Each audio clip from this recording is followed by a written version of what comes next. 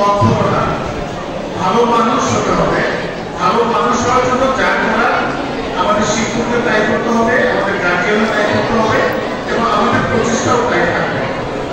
আমি একটা জিনিস তোমাদের বলতে চাই, আমি বিসিএস পরীক্ষার ভাইবা দিয়ে থাকি।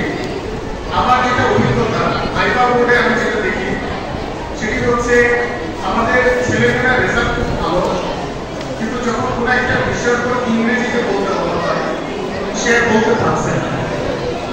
এটার কারণ হচ্ছে তোমরা অনেক সময় মোবাইল বেশি ইউজ করো, মোবাইলের জন্য চ্যাট করো, সংক্ষিপ্ত আকারে চ্যাট করো। তোমরা যদি বিসিএস ভাইবা বোর্ডের এরকম সংক্ষিপ্ত অ্যান্সার দাও তাহলে কিন্তু কখনো চান্স পাবে না। বিসিএস ভাইবা বোর্ড মানে এরকম না যে তুমি সঠিক উত্তরটা দিলে তোমাকে নিয়ে নেবে। সেখানে তোমাকে প্রশ্ন করার মাধ্যমে তোমার পার্সোনালিটি মেজার করা হয়। তোমার পার্সোনালিটি কেমন, তুমি কিভাবে পরিস্থিতি হ্যান্ডেল করতে পারো, তোমার নেতৃত্ব দেওয়ার কোয়ালিটি কতটুকু, তোমার ধৈর্য শক্তি কতটুকু, কিভাবে তুমি তোমার মতামত প্রকাশ করো, সমস্ত বিষয়গুলো ইভালুয়েশন করা হয়। আমার এটা বলার উদ্দেশ্য হচ্ছে আমরা এখন যেটা দেখতে পাচ্ছি বিসিএস পরীক্ষায় সাধারণত ইঞ্জিনিয়াররা বেশি আসছে এবং প্রশাসন ক্যাডাররা তারা যাচ্ছে। তোমরা যেটাই করো না কেন আলটিমেট টার্গেট হচ্ছে বিসিএস। সুতরাং বিসিএস এর জন্য এখন থেকে প্রস্তুতি নিতে হবে। যদি এখন থেকে প্রস্তুতি না নাও তাহলে কিন্তু ভালো করা যাবে না। আমি তোমাদের জন্য শুভকামনা জানাচ্ছি, আর কষ্ট দিতে চাচ্ছি না। আর তোমাদের এটাই কিন্তু শেষ না। তোমরা পাহাড়ের চূড়ায়, তোমাদের অবস্থা পাহাড়ের চূড়ায়, সেই পজিশনটা ধরে রাখা খুব কঠিন। এখন হয় নিম্নমুখী হবে, তাহলে যে পজিশনে আছে সেই পজিশনটা তোমাকে ধরে রাখতে হবে। আমরা যেন সেই পজিশনটা ধরে রাখি। আর আমাদের এই অবদানে, আমাদের রেজাল্টের পেছনে যাদের অবদান, বিশেষ করে শিক্ষক পিতা মাতা, তাদের কথা যেন ভুলে না যায়। আর এই অনুষ্ঠান যারা আয়োজন করেছে তাদেরকে আমরা যেন ভুলে না যায়, কারণ তারা স্বীকৃতি দিয়েছে। আমার লাস্ট একটি কাজ তোমাদেরকে শপথ গ্রহণ অনুষ্ঠানটি পরিচালনা করা। আমি অনুরোধ করবো তোমরা উঠে দাঁড়াবে এবং আমি বলবো এরপরে তোমরা প্রত্যেকে নিজ নিজের নাম উচ্চারণ করবে এবং আমার সাথে উচ্চারণ করবে। একটু উঠে দাঁড়ায় আমরা সবাই উঠে দাঁড়াই।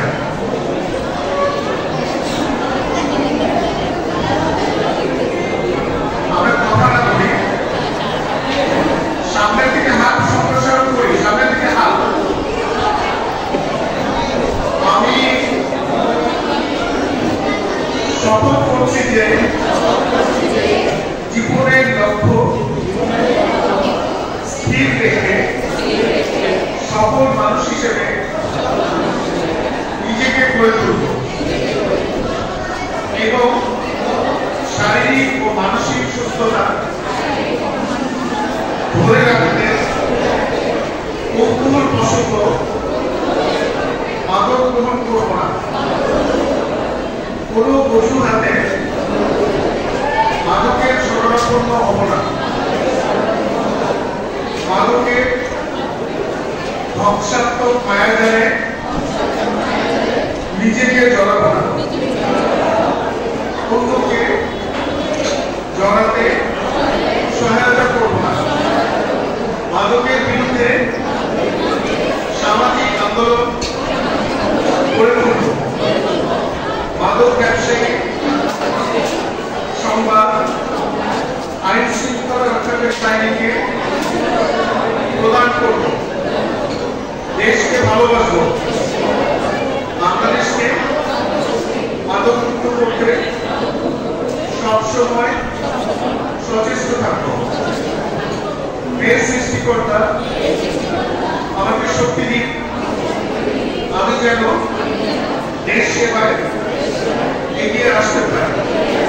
আমি ধন্যবাদ সবাইকে।